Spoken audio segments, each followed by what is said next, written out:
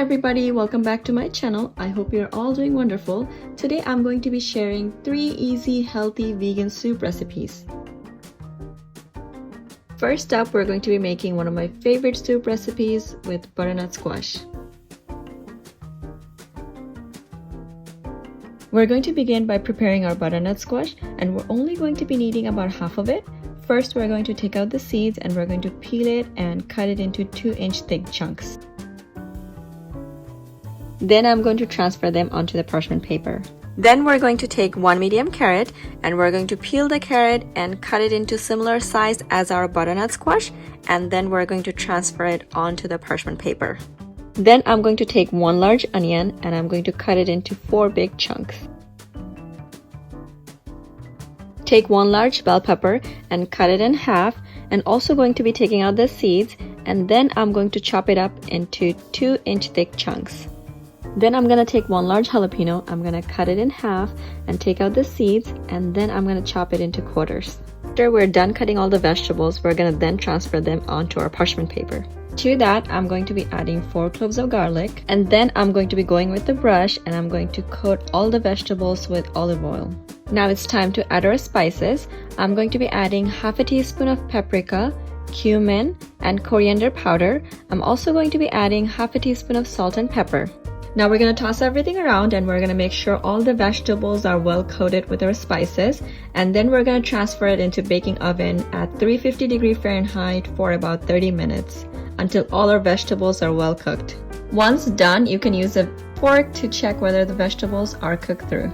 Once our veggies are nicely cooked and baked, then I'm going to transfer them to our pot along with the 4 garlic cloves. Then comes our vegetable stock. Here I'm going to be adding about 3 cups of vegetable stock along with 1 cup of coconut milk. Then we're going to give it a stir and bring it to a simmer before we go in with our blender. I think one of the most satisfying thing about making these fall soups is to blend everything all up until it's nice and creamy. Whenever you're ready, let's pour some soup in our bowl generously, and I'm gonna go in with a spoon to smooth out the edges. And to garnish it, I'm gonna go in with some coconut cream along with some pumpkin seeds and some fresh coriander. You can garnish it any way you like, but I think this combination goes really well with this soup. It's a really nice and creamy, vibrantly colored, comforting soup, especially for the winter season. And this soup is actually one of my favorite, and I do hope you guys give this a try at home. Next up, we're going to be making cauliflower soup.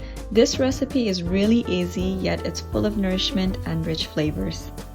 Here I have taken 1 large cauliflower. We're going to start by cutting the cauliflower in half and then in half again. You could use your hand to separate the florets, or we could just go in with a knife to cut the bigger florets into smaller bite-sized pieces. And we're only using about half of the cauliflower for this soup. Once we're done cutting all the florets, we're going to set this aside. Then we're going to get 1 large onion and we're going to cut it in half, and then we're going to chop it up into small sizes.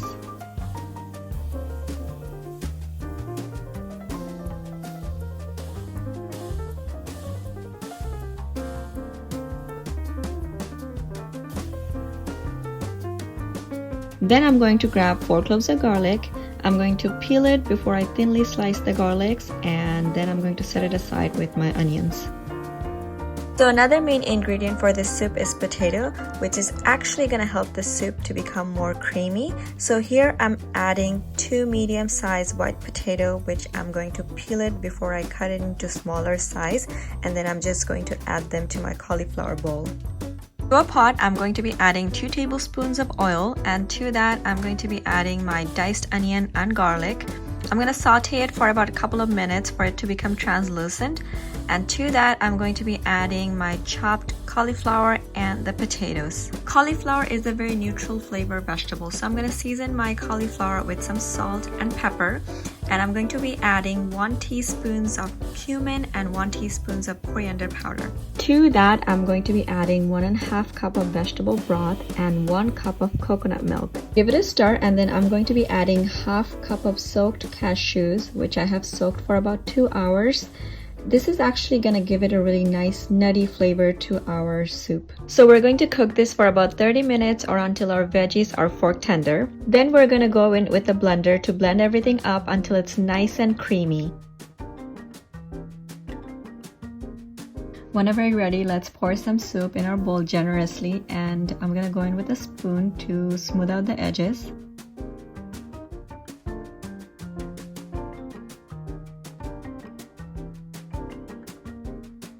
And as a garnish, I'm using some fresh thyme and some pomegranate seeds, and I'm also adding some black pepper on top.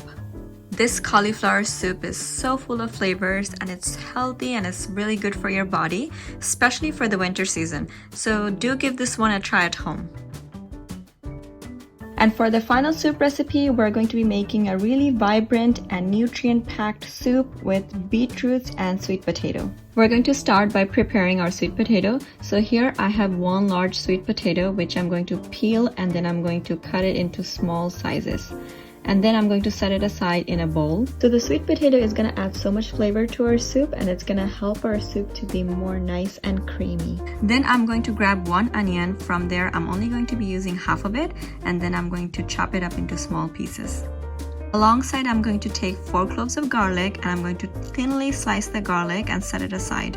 Alright, now it's time to grab our beets. So here I have 2 medium beets, and I'm going to start off by removing the leaves. You can use these leaves for smoothies just like you would with spinach. So I'm going to then cut off the ends, and I'm going to use a vegetable peeler to peel the skin carefully.